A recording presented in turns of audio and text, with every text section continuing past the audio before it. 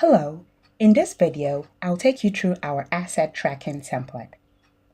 Now this template is powered with Microsoft Excel, which means you need to have Excel pre-installed on your computer, preferably a version from 2013. Now once you open up the document, you arrive at the dashboard, and this holds three thumbnails or three buttons to navigate to the three major sections of the template.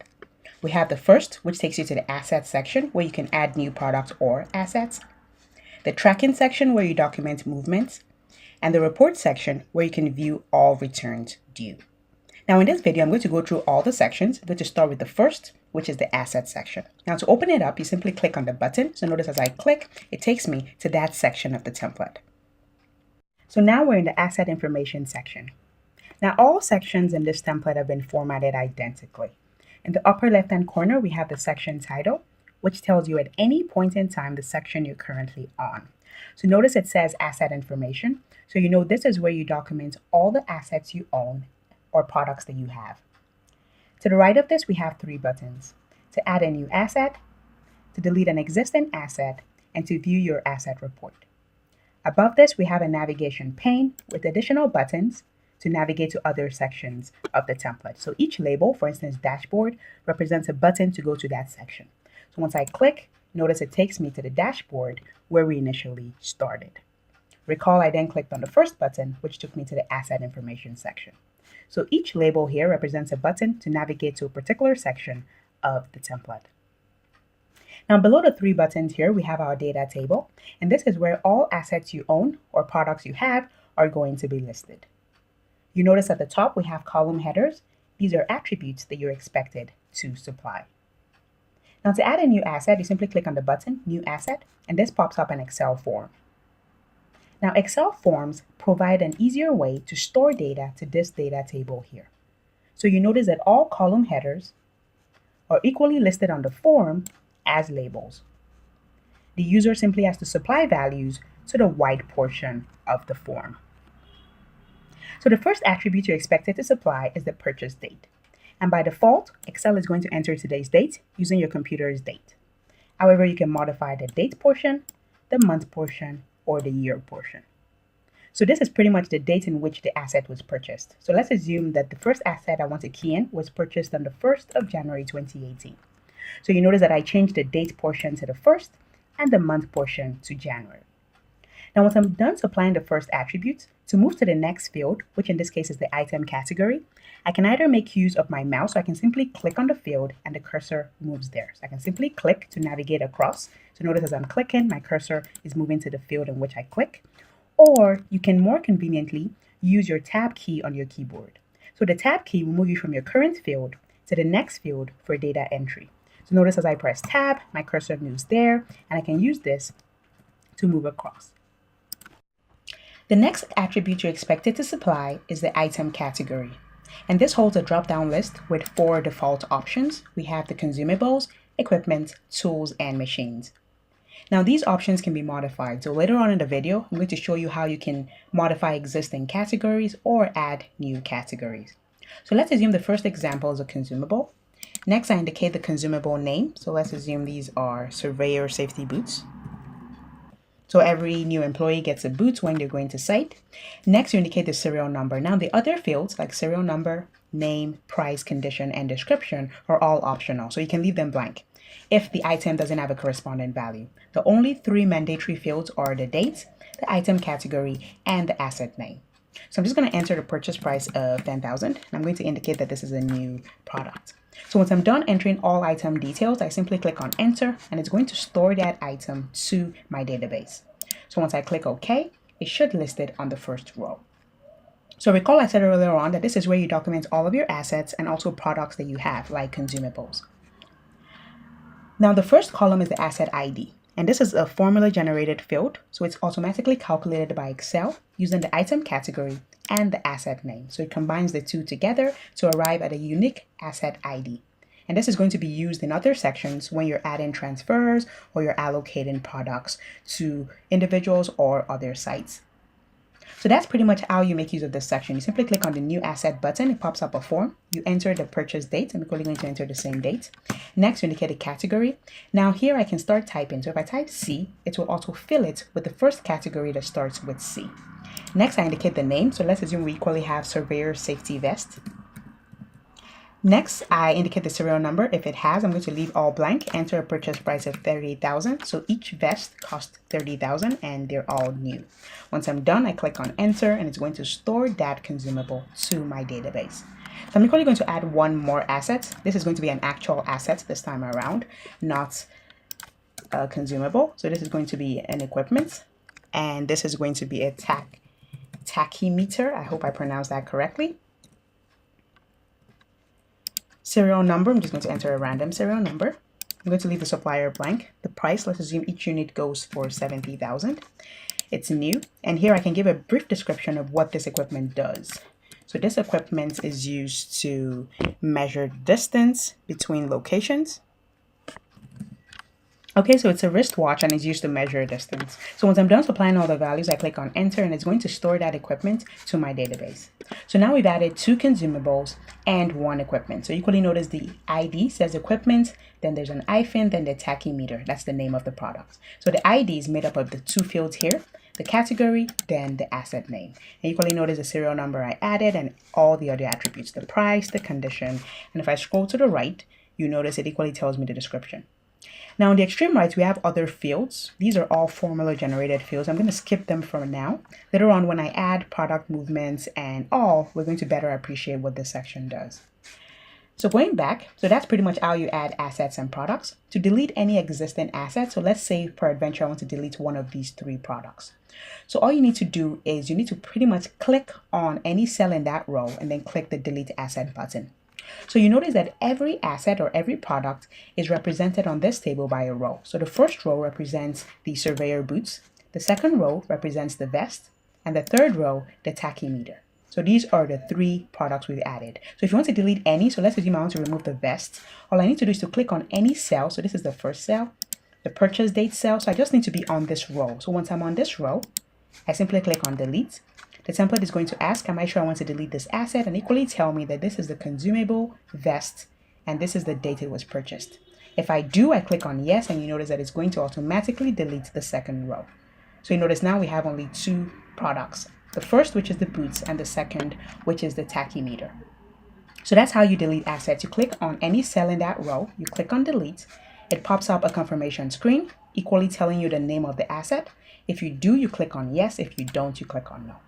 So we'll cover the first 2 functionality. Now the last button takes you to a report. And I'm going to cover this later on as you can better appreciate the reports when we have ample data in our movements and our allocation section. So now we've covered the first section. I'm going to move on to the next section, which is the move and transfer section. So to do that, you simply click on the label and that opens up the section of the template. So now we're in the tracking information section. Now this is where you document all item movements. So when an equipment is being transferred to a new location or is being assigned to an employee or project, you document the information here.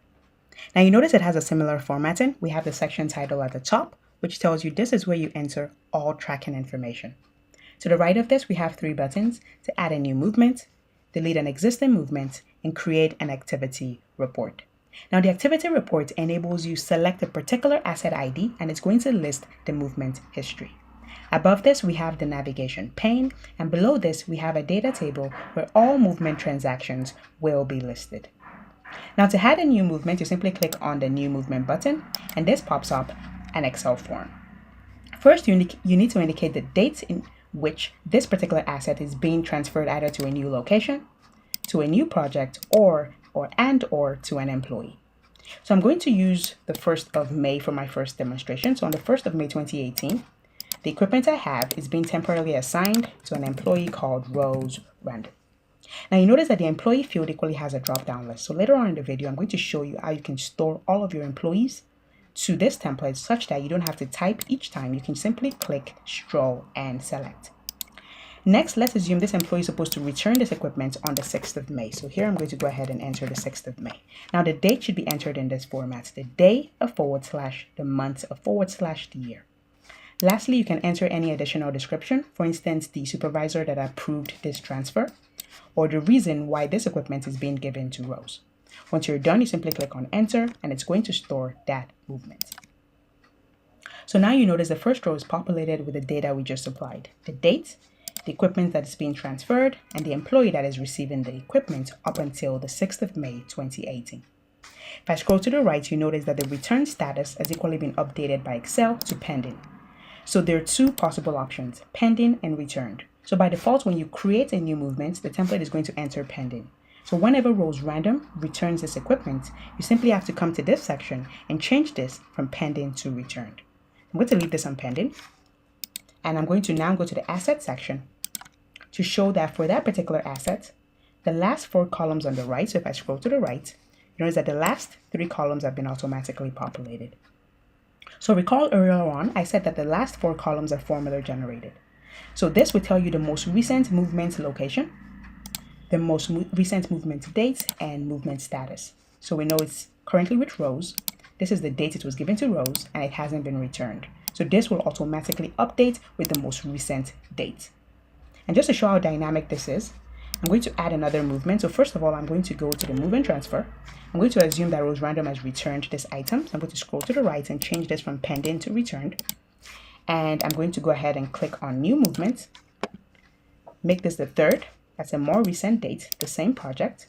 This time around, it's a location. So I'm going to make this the Abuja site, which is in area 11. So let's assume that this equipment was transferred to this site. I can equally add an employee name. It doesn't matter. You only have to select one of the 3.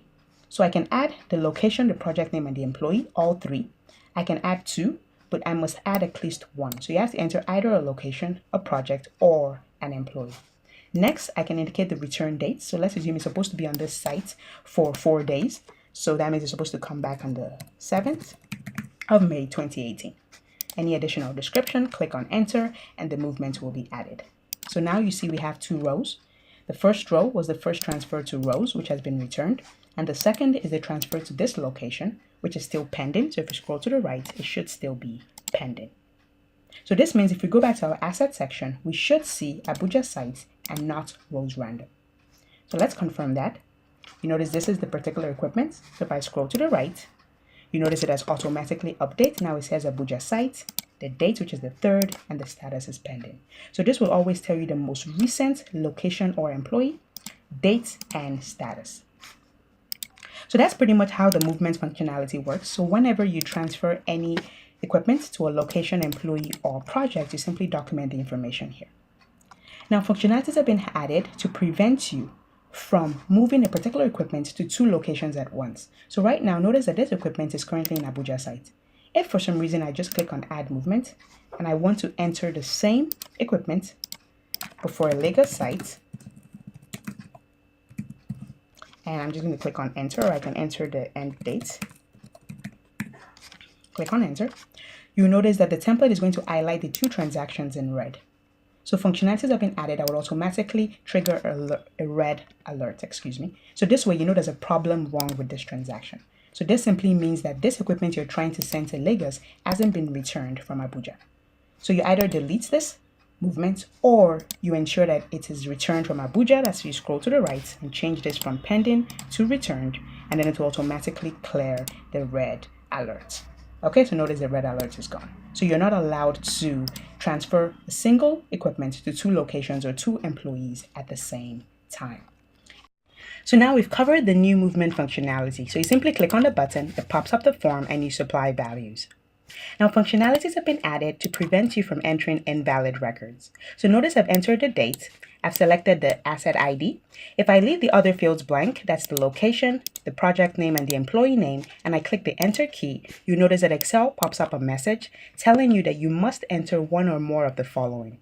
So either the location, the project name, or the employee name. So the 3 fields cannot be blank. And once you click OK, you notice we get the red alerts. So regardless of the number of times you click on enter, Excel is going to refuse to accept the data until you supply one or more of these values.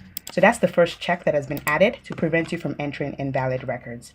Now the last check functionality is in the return date column. So notice the template automatically tracks the date in which this particular asset, that was transferred is supposed to be returned back to the store. Now, if this date passes and the asset is not returned, so that means the return status is still pending, the template will automatically highlight this cell as red. So let me just do a quick demonstration of that. So first of all, I'm going to delete this last transfer to Lagos. So to delete any particular movement, you make use of the delete movement button. So just like in the asset section, you need to be on that row.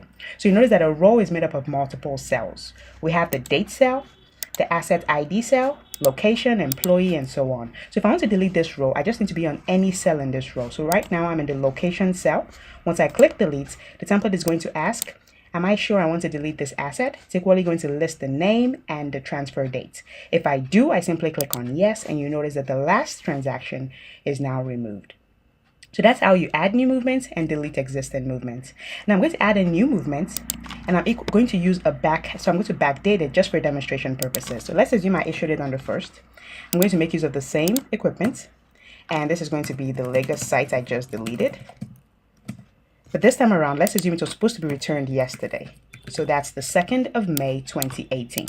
So I'm just backdating for demonstration purposes. Please ignore the validity of this data. So I click on enter to store this data. It tells me it has been added, and you will notice that the return date column is automatically highlighted in red. So functionalities have been added to trigger this red alert. So at a glance, you know there's a problem with this transaction. And the problem is it was supposed to be returned on the 2nd, but the return status is still pending. So this way, in the event you forget to update it, or if the person that takes or was random or the location doesn't return it as at the date scheduled, you know. So you can either notify them, change the date to a forward date. So if, for instance, they ask for additional time to use the equipment, you can modify the return date, or when they eventually return it, you can change it from pending to returned. And once it's returned, you notice the red alert automatically goes away. So functionalities have been added to checkmate that. So that pretty much covers, I think, most of the functionalities of this section, adding and deleting. The last, which is the activity report, this pretty much enables you see the movement history for a particular asset. Now, we currently don't have many transactions. We have only 3 transactions for this particular asset. So I'm going to come back to this functionality later on in the video when I add additional data to the template. So we've covered the asset movement. Next, we move to the allocate section of the template. Now to open it up, you simply click on the label. So notice as I click, it opens up that section of the template. So now we're in the allocation information section. Now this is where you document all allocation information. Now by allocation, we mean whenever an equipment is sold off, is damaged, or when a consumable is used up, you document it here. So the major difference between the move and the allocate section is movement just means you're transferring it either from one location to another or from one employee to another, but allocate means it's leaving your custody entirely. So recall that in the asset section, we had 4 default categories. So we have consumables, equipment, tools, and machines. Now consumables are used up. So an example of our consumable is our safety boots. Now when you give a safety boot to an employee, it becomes the employee's property. So it's no longer with you, your inventory reduces. So to document that, you make use of the allocate section. In the same way, if you want to sell off one of your equipment, it leaves your custody. So you sell it off, you get money in exchange. So you make use of the allocate function section. And lastly, if any of your equipment gets damaged, or it might even be a consumable, just gets damaged, you can't sell it or you can't use it, it equally leaves your inventory, so you make use of the allocate section. So allocation is when it leaves your inventory completely. Movement is just when you transfer the custodian from either a person to another or a location to another. Okay, so I hope that better explains what the difference between the 2 sections. So going back to the allocate section, by simply clicking on the label, it opens it up. So this is where, as I said, you document whenever you sell up any equipment, whenever any equipment is damaged, or you use up a consumable. Now, to the right of this, we have 2 buttons. So this is used to add a new allocation, to delete an existing allocation. We have the navigation pane at the top and the data table at the bottom where all allocations will be listed. Now, to add a particular allocation, you make use of the new allocation button. So once you click, it pops up a form. Now we currently have only 1 asset, and the only assets we have is the equipment. Then we have consumables. But if you go back to the asset section, you notice that we have a column that I haven't covered, which is our balance column. Now the balance functionality enables you to track your inventory for all of your consumable items. So you notice we equally have a restock section. So the template has been designed in such a way that for your consumables, whenever you buy, for instance, new safety boots, you can add restocks. Whenever you issue it out to a customer, you allocate it. So the balance here will tell you the total you have at any point in time. So just to demonstrate how this works, firstly, I'm going to go to the restock section. I'm going to skip the allocate and explain how you add additional inventory for your consumables. So you simply click on restock, it takes you to that section. This works just like other sections. The first thing is you need to enter the date. So first you indicate the restock date. Now this is just for documentation purposes. So I'm just going to enter today's date. Now the date is the same format. You enter the day, then the month, then the year. So you can either separate this with a / or the hyphen sign. Once you're done, you can click on the next field, and this is going to list all of your asset IDs. So since restock is only for consumables, I'm going to go ahead and select the first consumable. Next, I indicate the quantity that I just bought. So let's assume I bought 10 units of safety boots. Here I can add additional details, like maybe the reason why I purchased it, the price, or any other detail that I just want to save for documentation purposes. So now we've told the template that we now have 10 units of safety boots. So if you go back to your assets section, you notice that the balance has automatically updated to 10. So this column will automatically update only for your consumables, telling you the total balance you have in your store. So now let's assume we have a new employee and want to allocate it out. We simply go to the allocate section. We click on new allocation. We enter the date we're making the allocation. Next, we indicate the allocation type. So we have 3 categories, as I said before. So either you're selling it off, you're using it, or it's damaged. So now I'm going to go to used because consumables more often than not are used. Next, you indicate the asset ID. So what's the name of the consumable that you're using up? So I'm going to click on my safety boots. Next, if there's a related project, I enter it here. This is optional. The quantity, so let's assume I'm giving this person 2. Other details, I can enter the employee's name or any other details pertaining to this consumable being used up. And I can also enter the price if I'm selling it to the employee. So once I'm done, I simply click on enter and it's going to store that allocation. So now we should have 2 less boots in our inventory. So you notice the balance is now 8, so 2 less from 10. So this balance will tell you at any point in time what you have in your store. So as you add restocks, the value will increase, and as you allocate it to employees or a project, it's going to reduce. In the same way, let's assume we want to allocate to a particular project. So a project is going on, and we need to just allocate it to the project. So here you indicate the project name. I'm just going to call this project 1. Please do not enter project 1. Be more descriptive in your names. In fact, let me change that to Winterfield, renovation project. So be as descriptive as you can, even indicating the name or the address or as much details as you can.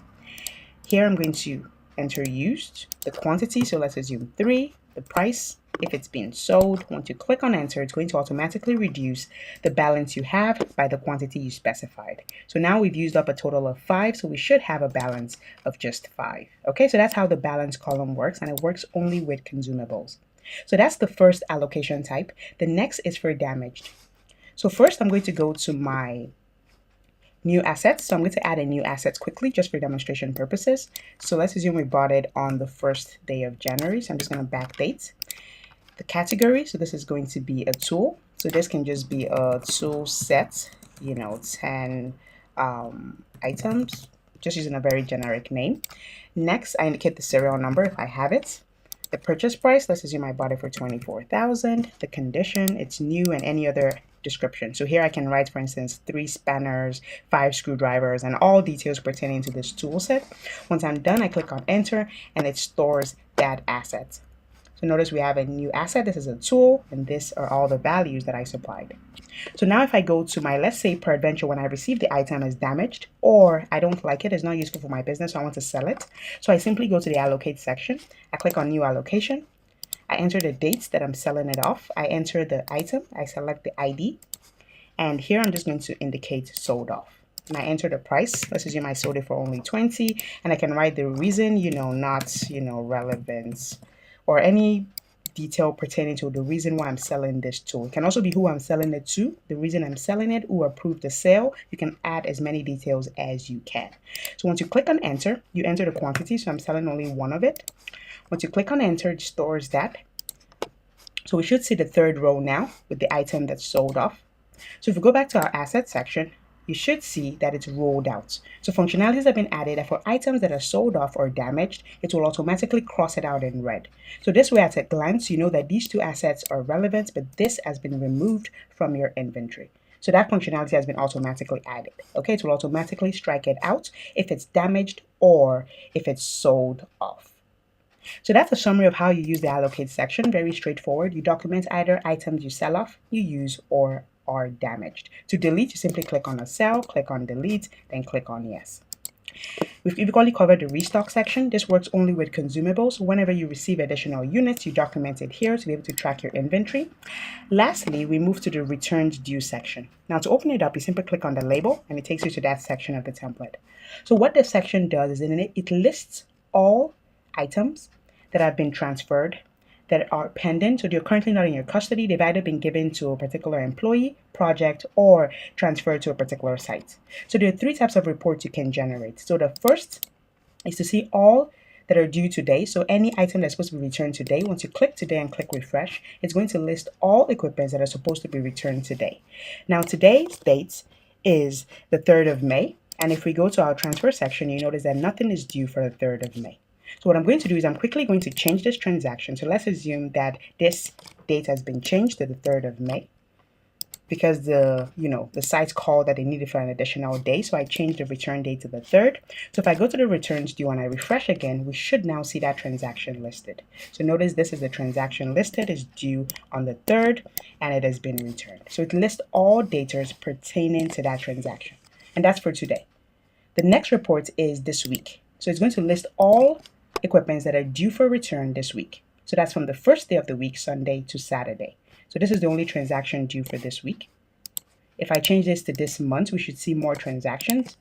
Most likely the 3 transactions we have here should be listed. There we go. These are the 3 transactions that are due this month because they're all in the month of May. And lastly, we have all, and all is just going to combine across all months. So January up until December. So once you click request, any item that is due pretty much is going to list all items in your move and transfer section.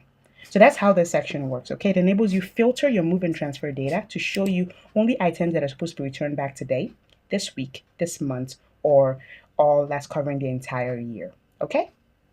And beside the refresh button, you notice we have an edit drop-down list button. So this is the section whereby you can modify the drop-down list here. Recall I said that you can change the categories. You can add new categories and modify this. So to do that, in this section, you simply click on Edit Drop-Down List. So these are all the drop-down lists in the template. So notice we have sold, used, damaged. This is your employee names. This is where you can add additional categories. So for instance, if I add here food, just for demonstration purposes, food. Once I go to my assets section and I click New Asset, we should now see food at the bottom. Okay, so once you add, it will automatically append. Once you modify, it will automatically update. So that's how you can modify the drop-down lists in the template. You simply click on the Edit Drop-Down List button and you add or modify the content. I'm just going to delete that. And now we've covered the major sections of the template. Okay, so what I'm going to do is I'm going to pause the video, add additional transfers so that we can better appreciate the asset report and also the activity report. So now I've added additional assets. So you notice now we have 2 assets that are rolled out. So either sold or damaged. We have a total of 4 assets and 1 consumable. Okay, so we have a measuring tape, a conversion scale, and so on. So in the transfer section, I've equally added, I haven't added any transactions here. We still have the 3 we had before. In the allocate section, I added 1 allocation. So we sold off the tachymeter. And that's pretty much it. So first, I'm going to go to the asset section. I'm going to click on the asset report. Now, this report enables you to filter your data better because later on, you're going to have multiple assets, spanning into probably, 20, 50, 100. And it might be quite time consuming to be able to easily identify all the items you sold off, all the items you currently have, and all of that. So this report enables you easily do that. So once you click on the report, it will automatically open it up and also refresh it.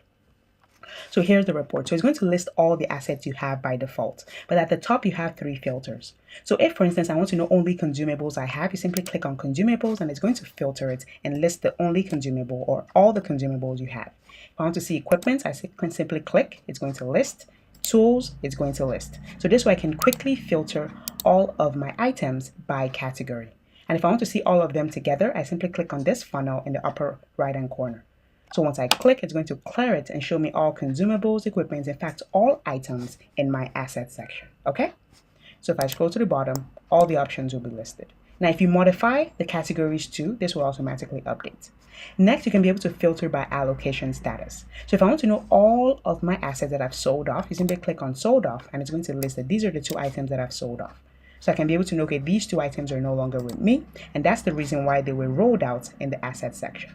If I want to see all my consumables, I simply click, it's going to show, or all that are currently available, it's going to list the two. So these are the two items that have not been sold off or are not damaged, okay? So this you can filter by allocation types. I'm quickly going to clear that filter.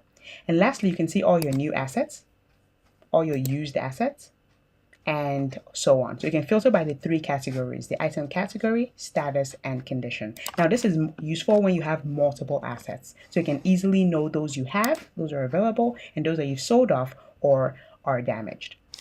So that's the first report. The next report is the activity report, which is in the move and transfer section. So once you click, it opens it up. You have the button there. Now this just enables you see for a particular asset the summary. So once you click on it, all you need to do is at the top, you select the asset ID. So notice once I click the drop-down list, it's going to list all my assets. So if I click on the assets we've actually transferred, which is the tachymeter, all I need to do is to click on the refresh button, and it's going to list the movement history. So you notice it tells me that the assets on this date was issued to this customer. On this date was moved to this site. This is the return date, this is the status. And at the bottom, it's equally going to tell me the allocation. So it's going to combine data from the movement section and from the allocate section together. So I see all that has happened to this asset in terms of movement and in terms of allocation. So here I can see that finally the asset was sold off after being transferred 3 times.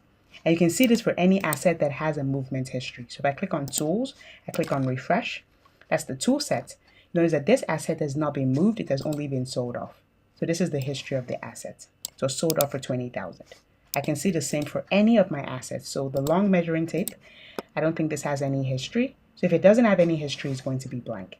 Now, if we quickly go to the move and transfer section and we add a movement, for that particular asset, the measuring tape, let's assume it was moved to a particular employee, rows random, and it's supposed to be returned on the 8th of May 2018. So now we've added a transfer information for that particular asset. So now if we go back to that report, so clicking on activity report, if we refresh, we should see that transaction listed. So there we go. So this is what we just added. Goes random. It's pending because it hasn't been returned, and we're expecting it this day. So this way you can quickly extract data for any asset. And it's going to combine, as I said, data from the transfer section and the allocate section. Now at the bottom, you equally notice we have a start date and end date. Now this is added because it's possible that for a particular asset that you use very frequently, you might transfer it, I don't know, 10 or 20 times within a year, if not even more than that. So it can become quite annoying if it lists the entire 20 transactions or 30 transactions. So this way you can specify a time frame, and it's only going to list transactions within that time frame. So now if I change this to the most, or the item we've transferred the most, if I enter last year's date, so the 1st of January 2017 to the 31st, 2017. So notice that within this period, we don't have any data. So if I click refresh, you notice that nothing is going to be displayed because within this time frame, we haven't transferred this item.